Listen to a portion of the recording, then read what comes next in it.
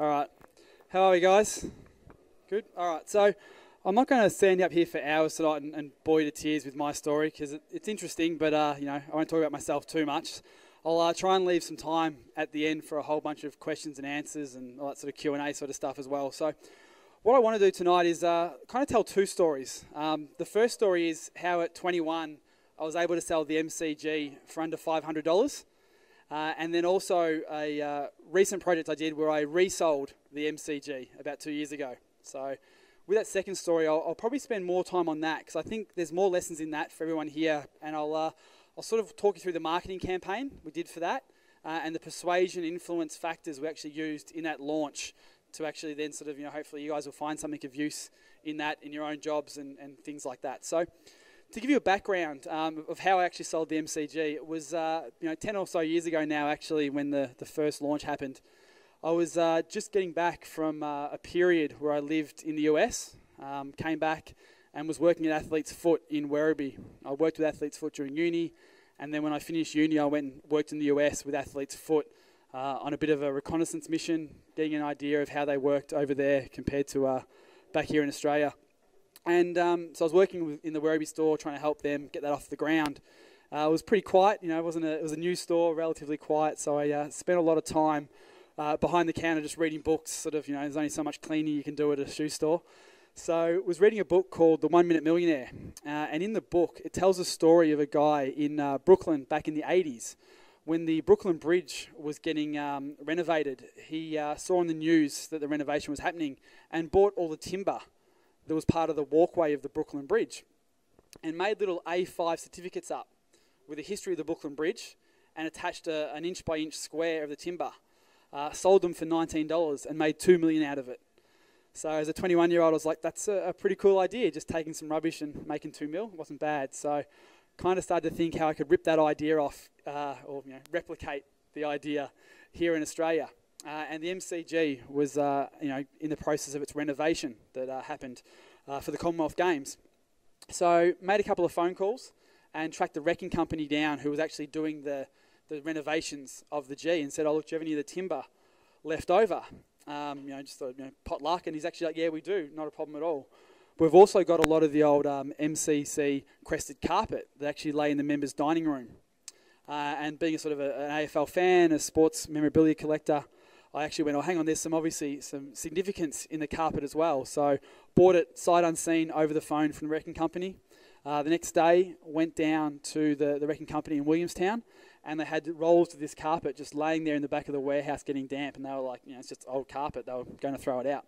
So I bought all the carpet and all the timber and made a series of memorabilia frames up. So you can sort of see one of them there with a piece of the actual MCC crested carpet, a plaque, a photo of the G, and made the first series with the actual timber of the frame being MCG timber. So I did that, and then I was like, okay, how the heck am I going to, market this thing? So I thought, oh, let's try and, it's a cool story, try and do some PR around it. So I wrote a press release with the headline, 21-year-old sells the MCG for under $500. Sent that out and just went absolutely ballistic. Channel 7, Today Tonight, Herald Sun, The Age, just the media just lapped it up because, it's a unique story, a good angle. So it was a very, very good little project. So I sold a lot of frames off the back of that particular campaign. Just set up a website, and all the PR just pushed traffic to the website where we sold a whole bunch of frames that way. So that was sort of the initial launch, and there's a whole bunch of learnings in that, but I won't bore you to tears with that. What I wanted to do is share with you, as I said before, the story of and the launch process of how we, I say we, because I've got the team in the office now. I own a couple of different companies in the sort of telco space and finger food company and a whole bunch of other random stuff these days. So I've got a pretty big marketing department. So we kind of worked out a way recently, about 18 months ago now, how we could actually relaunch this. I still had a lot of carpet left over that was sitting in my mum's garage. The joys of being an only child, you can kind of take advantage a little bit. And I was thinking, okay, let's get rid of this carpet from mum's garage. And we sort of thought, okay, let's redo a launch of the MCG frames. And I thought I'd share with you that story and how we did that. So what we decided to do with the new launch was actually do it, is actually better, a bit louder. what we'd actually do is do like an actual sort of launch sequence, like a whole product launch type scenario. So rather than just, creating the frames, putting up a new website, and then driving traffic to it, we thought we'd take a more creative approach to the marketing and actually build up a whole bunch of demand before we actually made it available for sale. So do like a typical, with movies, they do like the launch sequence before the movie's released, with that sort of stuff. So what we did is we started to build a website with what's known as like a squeeze page or an opt-in page, which the whole website was simply a video, which I'll go into in a moment, and then just put your name and email address in. And it was all about the MCG is going up for sale on April 17th. And that was the whole campaign. So we drove traffic there a whole range of ways. We put banners on foxsports.com, Facebook ads, a whole bunch of online marketing to drive traffic, not to the sales page, but to an opt-in page. So people couldn't buy to start with. What happened is when they landed on that web page, they saw a video of me outside the MCG telling a story. And the story went something like this. It was, "Hi, thanks for coming to this website. As you know, the MCG is going up for sale on April 17th. And then I briefly told the story of how I originally bought the carpet, had the first launch, trying to do the good thing by mum and getting rid of the carpet. With this second launch that's going to be available in a few weeks' time." And I went on to sort of say, which was completely the truth, that I tried to team up with a whole bunch of memorabilia companies, the type of companies you see over summer in the cricket, selling sort of ridiculously high-priced memorabilia on the TV, and try to do some sort of relaunch with them. But their numbers are ridiculous. They sell frames for $1,000 that are basically a manufactured poster with a photo of Ricky Ponting and his signature on it for like $1,000. So their margins are huge, and we just couldn't get the numbers to work. Because for me, it wasn't necessarily all about making the biggest profit possible. It was just about getting rid of the carpet, helping mum out, making some money along the way, and allowing others to own a piece of Australian sporting history was kind of the marketing thing. So I had this whole us versus them conversation in the marketing video. So rather than it's just, I'm trying to sell this, I'm doing this for the people, because those real shoddy sports memorabilia companies that, you may already know about are ripping you off right now, and I'm trying to be the good guy here. So that's the whole sort of small town boy main good in the marketing material.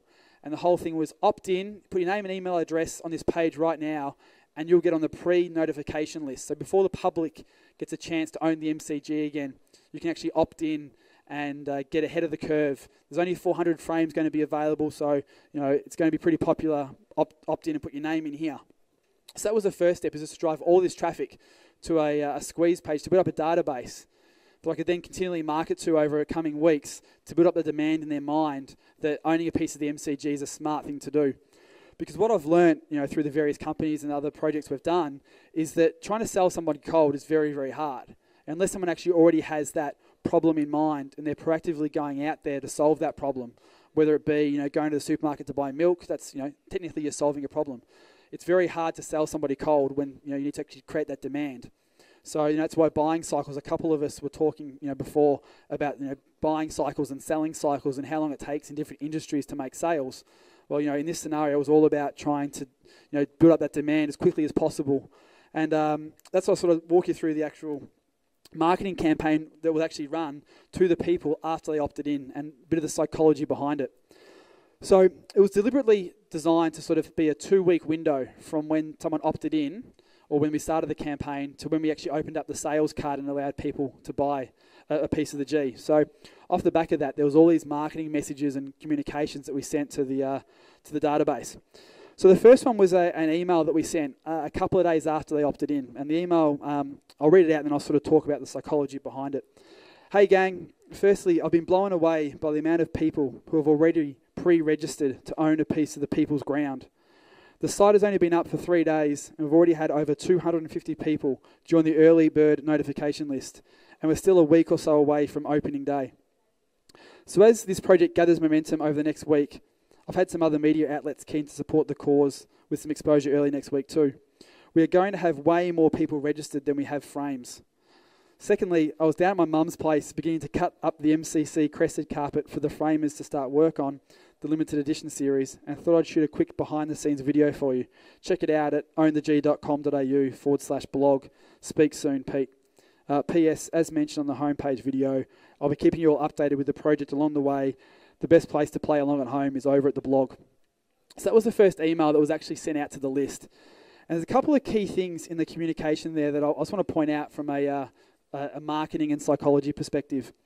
So obviously, everyone knew there was only going to be 400 frames available. That was obviously part of the video on the opt-in page at the start.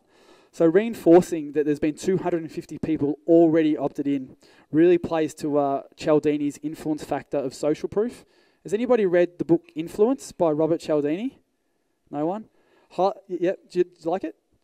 Highly recommend. If you're in any form of business, employee, husband, wife, owner, Influence is the book by Robert Cialdini. Cialdini is a must read. It basically covers the 7 influence factors that is just influence anybody in psychology, and social proof's a big one. That if other people are doing something, then obviously it's the right thing to do. So what I try and do with all the marketing I'm doing, whether it's, selling the wife on where we're going to go for dinner one night, or whether it's going to be, a staff member, or obviously, clients and prospects, I really try and weave a lot of those influence factors into the marketing communication. So social proof is a big one. So I was trying to social proof everything. So by saying there's already 250 people pre-register, it's showing that social proof, that this is a good thing to be on. There's a lot of people interested in these frames, which is obviously a good thing. I also then had the behind-the-scenes video. Everyone sort of loves that behind-the-scenes sort of video. So I just shot a really short, fun video that I would have shown if you had a screen, but I'll work out a way to get it onto the YPM website if anyone's interested to watch it afterwards. And it's just me at Mum's place cutting the carpet and just showing people the process and letting them actually get involved in the story. So that way they actually feel like they're part of the community of this MCG frame. So rather than being sold to, they're actually buying in on the journey along the way. So that was sort of the first part of the launch sequence. It was all about reciprocity as well, which is another one of those Cialdini factors where it's about if you give to someone first, they'll give back to you. So that was the first email. The second email a couple of days later was a brilliant one that I didn't actually have planned. And the subject was, the MCG sent a nasty letter Friday afternoon. Hey, first name. So we actually did personalisation with the email. Hi, first name, Pete here. Sorry it's taken so long to send out the second email. Keeping you up to date with everything. The whole project has been a lot crazier than expected. Now, not only is the media supporting the cause, more on that in a minute, and pre-registration's going through the roof, but the MCG sent me a nasty letter on Friday afternoon. Apparently, the MCG means so much to Australia that in 1999, the government decided that it needed its own parliamentary act, just like the Goods and Services Tax of 2000, a real set of parliamentary passed documents called the Melbourne Cricket Ground Act 2009 that spells out a whole bunch of specific stuff relating to the people's ground. The MCG people were really nice about the whole thing, and I've been really busy the last couple of days making a few changes to the website and the project to comply with this act, which means we have to push the launch date back a little bit. But don't worry, everyone on the pre-release notification list will still get access to the opportunity to own a piece of the G before the general public. And having said that, we're at almost 400 pre-registrations already. There's only going to be 400 frames available. So if you want to be one of the few to have a piece of the MCG hanging in your home, bar or office, make sure you keep an eye out for an upcoming email with all the details. Now, I go on a bit further in the email, but rather than sort of bore you with all of that, I'll sort of touch on some of the elements in the marketing there as well, which I thought was interesting. So again, a lot of social proof, sort of saying things like, this has been crazier than ever. There's already 400 people opted in. So really reinforcing that social proof to everybody that, what they're in here is actually a very closed group. There's going to be a lot of demand building up. So sort of have that, putting that seed of doubt in their mind that, hang on, there's social proof. A lot of people are interested, so it must be a good thing to own a piece of the G. But if there's 400 people already registered and only 400 frames, I'm going to have to be quick on the day the actual site opens. Again, that media support is another part of that Cialdini influence factor, which is authority. That's one of the other influence factors that Cialdini talks about, that authority, that if you are directing somebody, you're authority over them, you have a lot of influence just implied by that position. So if the media is wanting to talk about this story, it must be an important story. There's authority in that as well. So that again helps reinforce the importance of the project.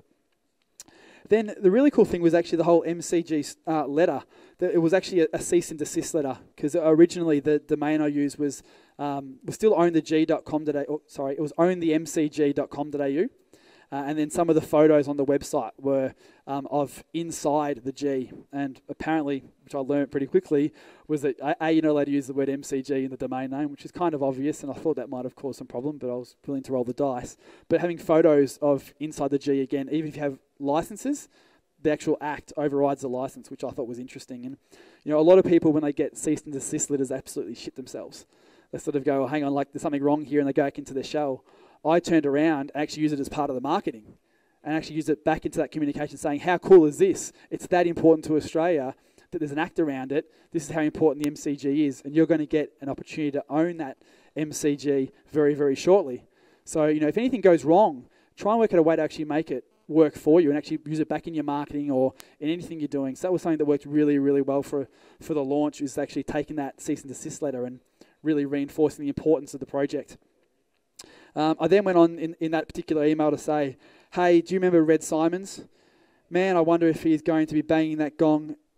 Man, I wonder if he's going to be banging that gong and being mean on Hey Hey when it hits the TV again. So this was actually sent at the time when Hey Hey had that second launch, a couple of years ago. So that was sort of the timing. So I was able to tie in some actual media and conversation was already happening out there. Well, it turns out he's not so mean as he portrays. See, after hearing about the project to save the unique piece of Australian sporting history, he wanted to have a chat with me on his radio show. You can listen to the interview on the blog, and there was a link. Hey, what do you think? Pretty cool. And I have a few other media outlets wanting to do interviews too. So it looks like we'll end up with way more pre-registrations than frames available. Let me know your thoughts, comments, and questions by leaving a comment on the blog, or simply reply to this email. I'll answer them all. Cheers, Pete. P.S. Don't forget to spread the word to win a piece of the MCG. There are links to help share and save the G's memory on the blog. So if you're on Twitter or Facebook, make sure you click those links and go into the draw to win an MCG frame for free. PPS, make sure you keep an eye on the blog over the next few, at a new address. I'll be posting a lot more stuff there over the next few days. So that was the second part to that email. So again, using Red Simons, tying in someone's authority, that if Red Simons and ABC Radio is interested in this story about saving the MCG, which was a big angle of all the communication, it's very, again, authoritative, showing that demand, there's interest, and, sending people to the blog to listen to the radio again. The interview went really, really well. Red was, the MCG, we've got to save the MCG, and he kind of really cottoned onto that bug about, otherwise it's going to be rotten and forgotten about, but here's a chance to own a piece of the G, and these other memorabilia companies are screwing everyone over, and it was a really cool interview that reinforced all the marketing messages I was trying to communicate. So that was really cool. Again, dropping some social proof, and also trying to get people to spread the word. Social media is pretty, powerful these days. Everyone kind of knows the power of Twitter and Facebook and stuff like that. So decided to run a contest and give away one of the frames to someone who actually was sharing it and tweeting it. So, the more people who actually were sharing it, the more chance they had of winning. So if people thought, oh, I don't want to fork out and buy a frame when it's available shortly, if I tweet and get more people, they get a chance to win. So obviously that was building our list, more pre-registrations at a very, very cheap price. So that was sort of the second email that went out.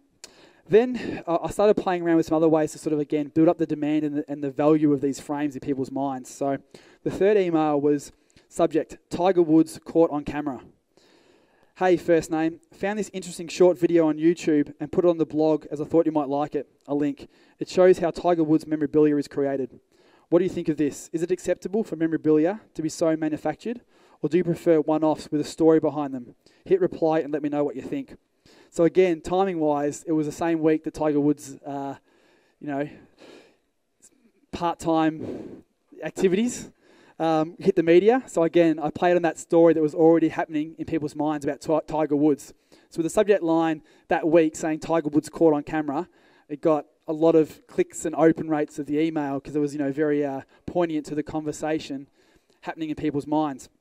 And the video was just a YouTube video that I found of him sitting in a room with Upper Deck, which is one of the big sports cards and memorabilia companies in the US, just sitting there, poster after poster, just signing posters and chatting away, just basically manufacturing memorabilia. And part of the opt-in video, the message that I said was about this, the memorabilia industry just faking and manufacturing collectibles and how unethical that was, because this is a piece of authentic sporting history. It's the MCG.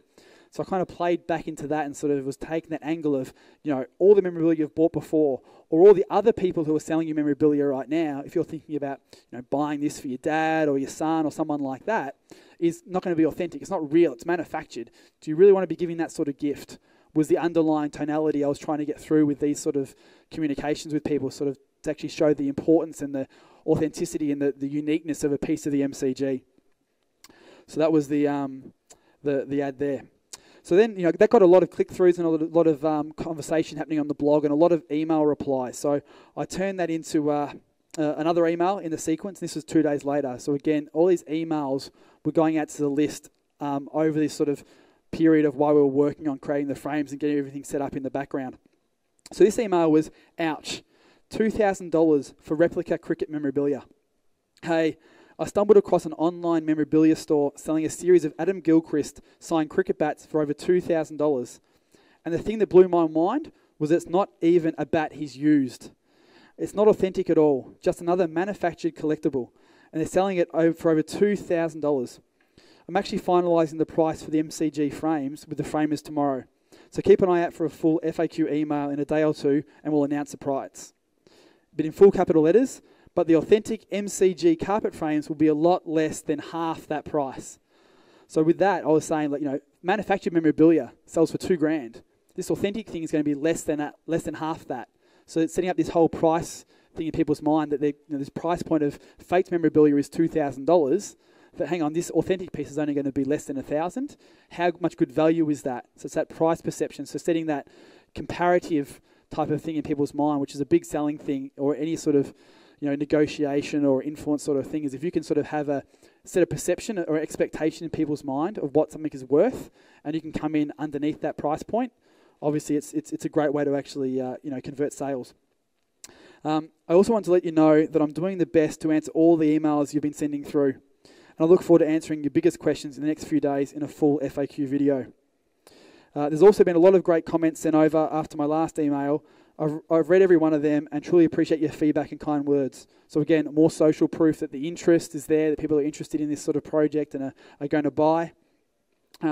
Just to let you know, if you're reading this email, it does mean you're on the pre-release notification list and you'll be the first crack at acquiring a piece of the MCG this week, most likely Thursday. Thanks, Di, for the question. So again, just answer the question that I got from a lot of people in the email again, because if one person's asking that question, everyone's probably thinking that as well. Reinforce the social proof as well. And then Elizabeth sent me this wonderful email.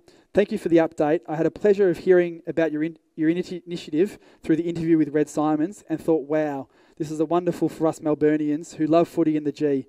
As when it comes to commercially available memorabilia, there is no history or personality to it. So I thought, here is a guy who has a great idea and for the right reasons. So I wanted to be a part of it, and good on you, I say. Looking forward to hopefully getting a piece of history when it goes on sale. The best, Di. So again, just really reinforcing the social proof that people are coming from the media to the actual project. There's people listening to this and coming to the site. There's interest, reinforcing what I've been telling them, third-party endorsement. So I've been saying the whole time, subconsciously, things like, it's a piece of the MCG, it's very rare, most memorabilia companies are ripping you off. So I was very much that way inclined again to try and incorporate that into the marketing with that. And then it went on to say, countless number of people have described how in the past they've been disappointed with the available memorabilia. It's been too expensive, too cheap and tacky, not authentic and too commercialised. Here's one email that blew my mind about signed memorabilia. Again, this is a third-party endorsement. This is someone who emailed me. They might look good on the wall, but they are totally unauthentic. If they are a premier sports team with squiggles for signatures, who is to know that they are actually those players? I know for a fact. My nephew is a member of, I cross Sheffield Shield team, which is a cricket team.